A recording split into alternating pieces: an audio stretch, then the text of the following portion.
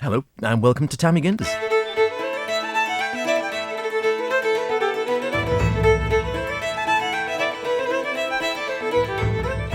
And once again, we have been out and about, finding out the answers to those things that we've always wondered about.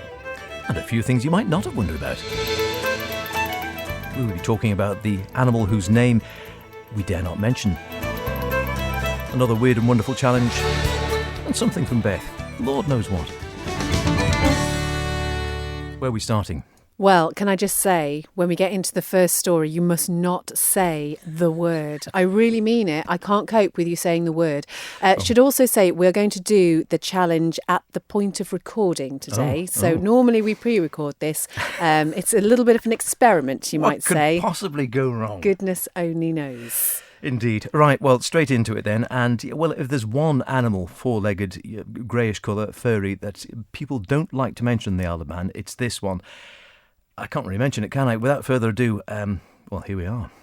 Out at St John's, and we've come out to see Dr. Richard Selman, because we were wondering about the animal whose name we dare not speak on the Isle of Man. I dare not say it. It's spelled R-A-T, but longtail, as it's known widely, an old custom. We might touch on that in a minute, but I was wondering how long they've been around for, to a degree, and I'm sure a lot of people think the longtail that we might be having problems with now, or you might have problems with out your backyard or down the bottom of your garden or something, has been here forever. Not the case. Yeah, I think this conversation has great potential to create massive confusion. We're not talking here about long-tailed field mice or long-tailed anything else really, apart from the long-tail. So yeah, I think everybody else probably knows what we're talking about, it's likely to be listening.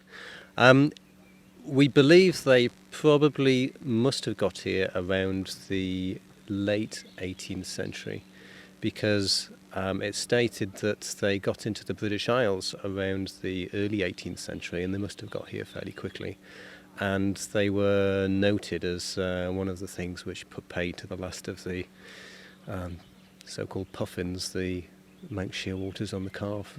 And that was around late 1700s and early 1800s, certainly gone by around about 1820 odd. So before that, would there be any RATs, as we say on the Isle of Man? And would there be, because this is what we're talking about, the brown, I'll say it, I'll take the chance, rat. We're talking about,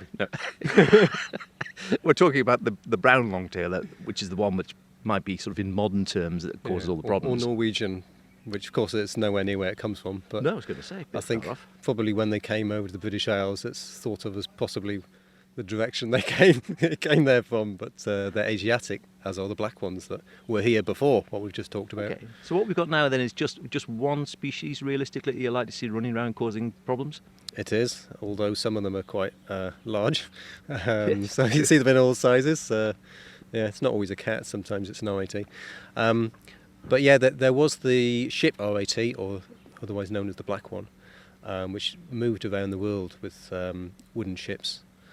And they have been over here, and in the late 1800s, the notes on mammals point out that there are said to be occasional black ones occurring, but Writer hadn't actually seen one of those at the time in the museum. So I think they must have been pretty thin even back then, and there haven't been records for many decades. So we presume fairly confidently that the black ones were extinct, whereas the brown ones were still waging war on. Were they wiped out by the brown ones, or do we not know? They're slightly smaller than the brown ones, so I expect that they would be quite readily outcompeted on the main island here. And were they so much of a problem? And again, it's just a sort of byword now for problems and everything dirty and carrying disease and everything else, and yet it's not really the animal's fault per se.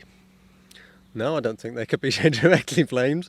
They were implicated with moving the Black Death around as a carrier. But yeah, I mean, that's the issue. These are commensal animals. They live closely with man, and they can carry some diseases that we succumb to as well as them. Have you got a sneaky admiration for them? I must admit, when I see them, I know there's problems with them and people can be plagued with them and they can carry diseases, but I always have a bit of an admiration for any species that seems to adapt so readily to live off our rubbish. They're mightily impressive. Their ability to live in all kinds of places all around the world where man is incredible. And the places they get to I was very, very lucky to have a few months working in a lodge in rainforest in Peru. Wow. And when I arrived there were lots of fascinating animals, but the RATs were one that was just arriving at that point, and they were there when I was there, and since then they've become quite rife on that site, but they were not seen long before that. And this was not on any road, it was a day upriver on a boat from the nearest town. They get wherever man gets because they manage somehow to tuck themselves away, in this case in a rather narrow canoe with a small motor on the back, where you can pretty much see everything in there, but you just have to put a load of wood or something in, leave it overnight on the riverbank, something will jump in, hide underneath, and you'll never see it, and you won't know that it's jumped out at the other end either. Somehow they managed to do that, swimming ashore, across a couple of 100 metres. They're perfectly capable of all of these things. So much as we think of many things as isolated, they're not that isolated really to something that's quite clever and physically capable. And they are very, very clever animals. They're very social animals, and they have a very good head on them. And I'm told they make very, very nice pets too. I think they do. I've heard that myself, and I know a few people who used to keep a pet, fancy rats or whatever you want to call them. What about obviously quite recently we've had the issue down at the Calf you mentioned there, or wiping out the puffins and indeed the Manx shearwaters. There's been the well-publicised eradication project down there, which has been very successful. Is there truth in the fact that they can technically or would be capable of swimming from the Sound across the way to the Calf? It is a point of discussion. Certainly, because there's Kitterland and Thusla in the middle, that makes it perfectly possible. Without those, you're kind of on the borderline, and previously I would have said it would be unlikely they'd swim all the way across there, but then I've seen one or two reports recently that suggest they can swim a lot further than people used to think. Yeah. So I guess if you've got a strong mat, then anything's possible. And what about I knew he'd fall for it in the end. We're both damned now, I'm afraid. I think we are, actually. It's one of those curious things that it depends. I know in the newsroom, for example, there are those who will tap the desk and whistle and look out the window and whatever else you do, and others who poo-poo it in no uncertain terms and say, of course you can say the word, it's nonsense. I cannot say it. I literally cannot say it. Even, that thing you say if you're knocking on a door, I'd have to say long tail a tat tat. I cannot say it. You say what? Long tail a tat tat. Long tail a tat. Also, there is a book. Made that up. No, I haven't. Oh. Well, I have for me. But there is a book by Julia Donaldson, she of the Gruffalo fame. She has written one called The Highway Longtail. And her books are generally rhyming. But when I read it to my children, I have to say longtail. I can't say the other word. Which tends to spoil the rhyme a little bit. The rhyme just doesn't work for some reason. But my children take great pleasure, particularly the boys, in saying this whenever they can, just sort of sneaking it in and just to see my reaction, which is always, Yes. always. Yeah. That was Beth knocking her head, if you wondered, and not the long-tailed knock-knock who was there, or whatever the other one. Honestly, I can't believe that you can say it. You're Manx. Well, yes, and I know. I mean, thankfully, John Joggs just left the building because he's very strong on it, and I know a few other people are. I tend not to, out of deference, really, to people who, like they really believe in it. I think, yes, I don't want to upset them, so I don't. But I'm somewhere in between. If I'm not thinking about it, I'll say it. But then if people hate it, then I think, oh gosh, I don't want to upset them, so I won't. Even when I was reading the news, I couldn't say it. If there was a news story about it, it would still have to be long tail. The interesting thing is, as we're talking to Richard there, which made me think about it, was the fact that I'm sure it feels like they've been around forever in Manx history, and yet the ones which are around now hadn't been on the island for that long, which I found absolutely fascinating. And you could maybe explore more at some time on this series. It's exactly the sort of material to go into about why this whole custom is built up of not being able to say it, which I think Richard touched on as well. But yeah, interesting. Long tails. Very interesting. This is Mee Gindys on Manx Radio. And you might remember over the past couple of weeks, we've been talking a lot about Sophia Morrison because it's been very recently the 160th anniversary of her birth. Last time I spoke to Dr. Brisha Madrell from Culture Van and just about why she was such an important figure in our cultural history and just how much she did for what we have now in terms of language and everything that is prospering here in the Isle of Man. But she's actually buried in Peel, so I thought it would be quite a good idea to go and find out exactly where. It is a very drizzly Saturday morning here in Peel. It is actually what should have been Superbike Saturday, but there's certainly no racing happening at the moment and a decision expected at 4, so wait and see whether there's going to be any racing at all today. But we thought it would be the perfect time to go and find the grave of Sophia Morrison. As we heard about last week, 160 years this year since she was born, hugely important figure in the cultural life of the Isle of Man.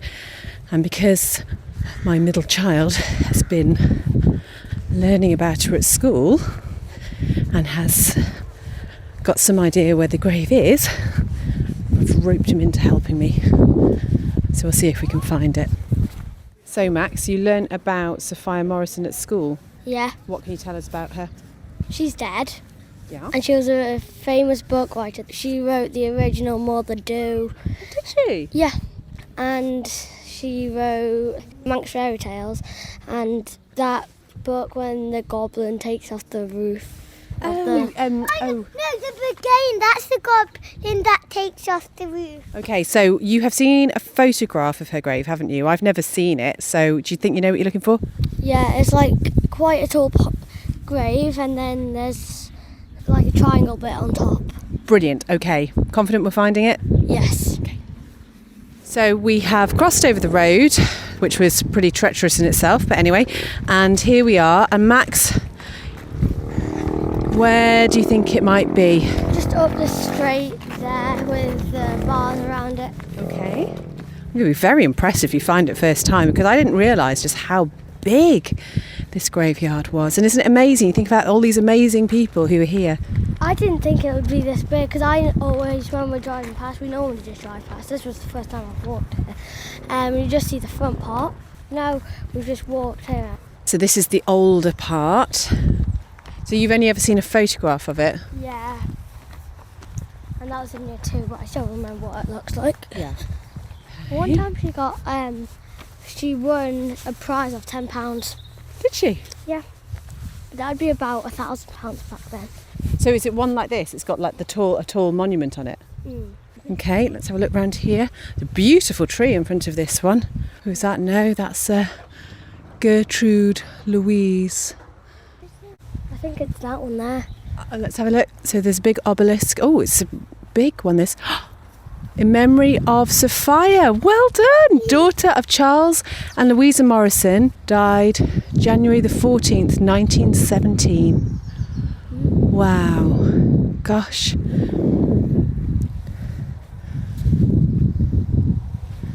Oh, that's tall. And another fact, she was born in Peel and she lived most of her life in Peel. Mount Morrison. I wonder if that's anything to do with the family. So the Morrison family were clearly very, very prominent because this is a very big obelisk. And it feels very nice. Made of marble. And on each of the sides there are names of people. How amazing. Well done, Max. I'm super impressed at how quick you found that. I just remember what it looked like. I knew it was one like one of them ones over there. But What do you think, Holly? Good. Was she mainly growing up in Manx? Is she under that? Yes. oh Right. my gosh.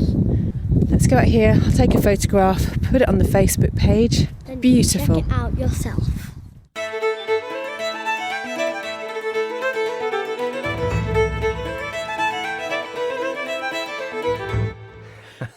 Brilliant commentating as ever by me there. Yeah. Yeah. But did you notice? What was on the other side? No, we'll never know. I wonder. Other names. I couldn't quite read them. That's why I didn't read them all out. But did you notice when Holly asked the question, is she under there? I was like, yep, let's just move on. Don't want to have any difficult conversations here. But it is one of those ones again, isn't it? Sophia Morrison. It cropped up, I think it was on Morrowjaduni or one of the programmes this week. And again, there are several in Manx history who were such sort of massive characters in their time. And you ask around now, you go and do a straw poll and you ask people, no idea. It's really interesting. It's like Sophia Goulden being the mother of Emmeline Pankhurst, and she grew up here and was born here in the Isle of Man. And you think that is such a key historical figure. Why isn't that more widely known about. And you think about Emmeline Pankhurst's family growing up with Sophia, and also her father Richard, I think his name was, who must have been so progressive for their time. It is interesting that we don't know more. And the other one that always gets me, perhaps the most famous one, is Hall Caine, of course, out of Grebe, because, again, you read about him, and I was involved doing a little documentary about him years ago, and every so often he crops up. Massive, massive star in his day. I mean, and when he died, the island, from all accounts, ground to a standstill. He was a sort of an A-lister, as we call these days. He mixed with movers and shakers and kings and queens and all the people who were really influential in his time.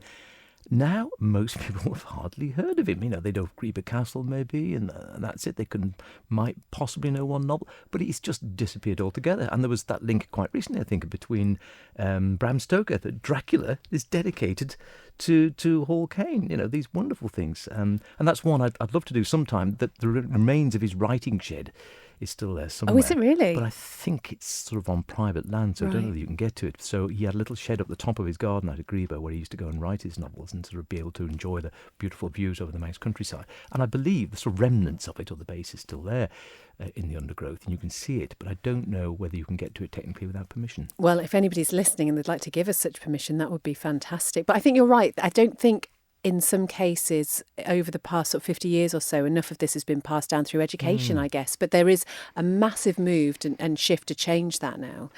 Interestingly, Manx fairy tales, which I discovered on my bookshelf at home, which I didn't even realise we had, the copy that I've got was one illustrated by Archibald Knox, which is just incredible, absolutely amazing. Speaking of amazing then, that takes us on to the challenge, which we're actually going to do at the point of recording today. So we have Ben here who is going to video it for us, and it will be available on the Manx Radio Facebook page. So get that video going.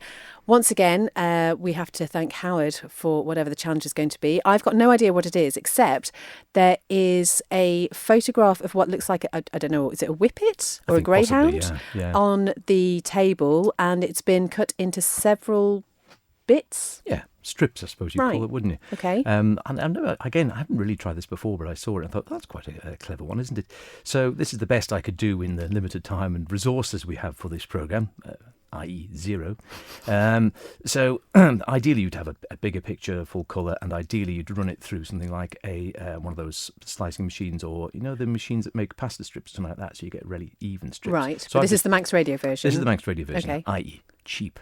That's the word we're after. So here we have the picture of the dog. I don't know what it is, a whippet, nice clear cut. So can you turn that one dog into two dogs? And the answer is you might be able to. So what you're going to try and do now is they're cut into strips. So carefully push the first strip up and pull the second strip down. So push the first one away if you're up there, and the second one right down. So this one comes right up towards me. Okay. And then right the way up down there. Move my so mic over here. Go up there and down there. Right. And then do the same again, and then sort of join them up and see what happens. Okay. So you pull them along. So you need to join them right up, so you sort of join the lines, as it were. I'll do that in a minute. Let me just move them. Okay. Oopsies. That's it. You go up, down, up, down. That's right. If I get this the wrong way round. No, that's all right. So up, down, up. You've got to do it the same way. Have you got it the same way around? I don't really know. Goodness knows what kind of dog we're going to have here. Okay. I don't know whether you've got them all the same way around. So you've got to join the lines up. Now then, whatever. Yeah. This is where we're thankful that Beth didn't go in for plastic surgery. Lord knows what we could look like. Oh, well, we're sort of halfway there. I think it looks more like a meerkat. But yeah, I think one or two of them you might have pulled one or swapped over a little bit. Oh. But I don't know. We're sort of getting this vague idea here. Okay. I think I could be wrong, but I think the last couple you might have got.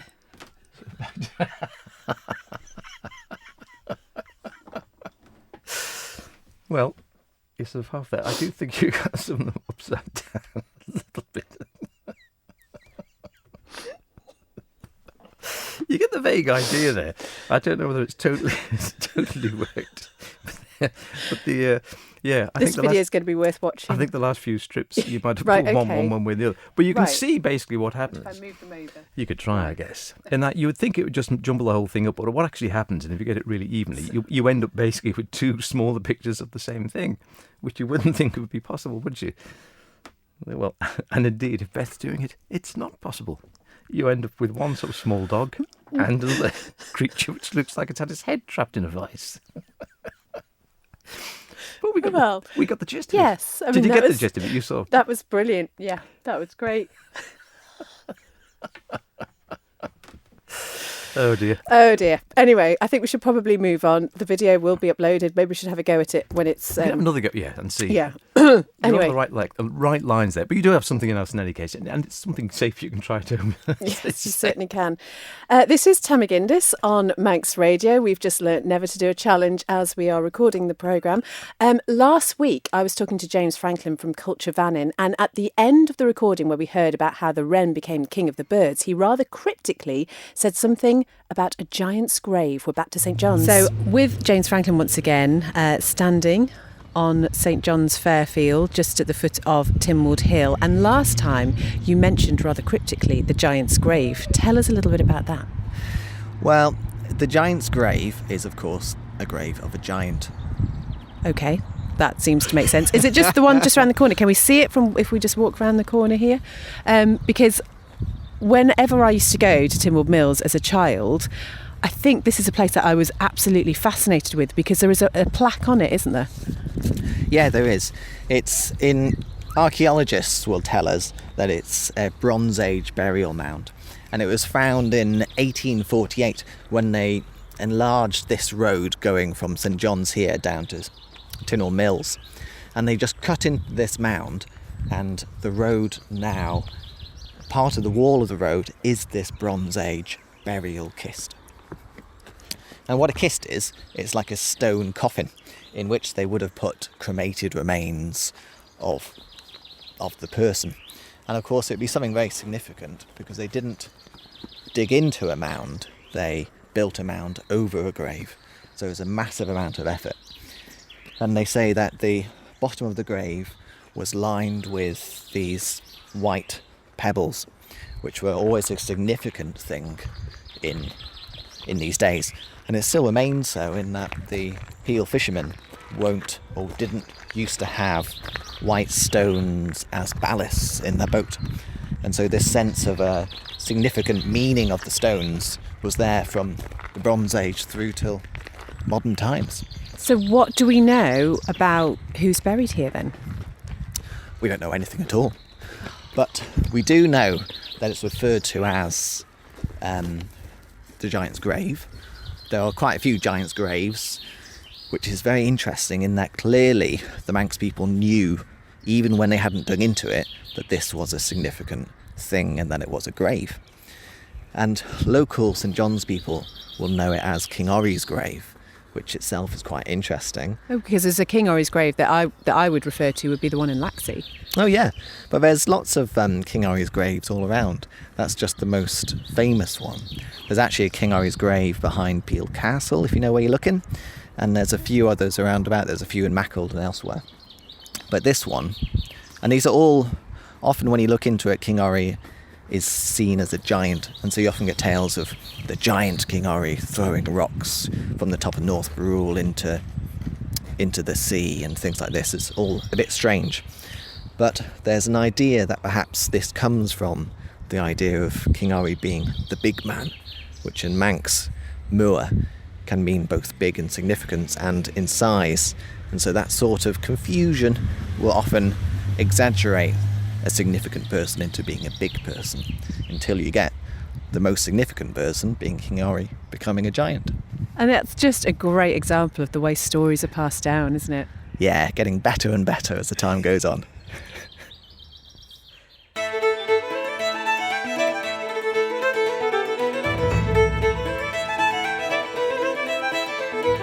Getting better and better as the time goes on. A bit like this programme, really. We have reached the time of the programme where we take a delve in the archive, as we keep on saying, just so much material here at the room at the bottom of the corridor where we're recording this. And it's just fascinating. You literally just go in, find a shelf, pluck something off it and see what's on it. I have a cassette tape today, just it labelled TT Highlights 1967. So pretty timely, really. It's very timely, yeah, great. You went into the TT box. You want to hit the button? Hit the button. Let's see, reach over. Here we go. Let's lift up the fader. By the Laugh Bridge, Mike Hailwood was third on the road as Ken Lease now describes. It is number one, Ralph Bryan, goes through over the Laugh Bridge now. And two more now very, very close behind him, number 2 and number 7. Number 7, Mike Hillwood, right on the tail of the Woodman. So that is 3, number 1, Ralph Bryan, number 7, Halewood, and number 2, Woodman have gone through, followed by number 10, Bill Ivy on the Yamaha. What a strap. And here comes number 3, Odahashi on the other Yamaha.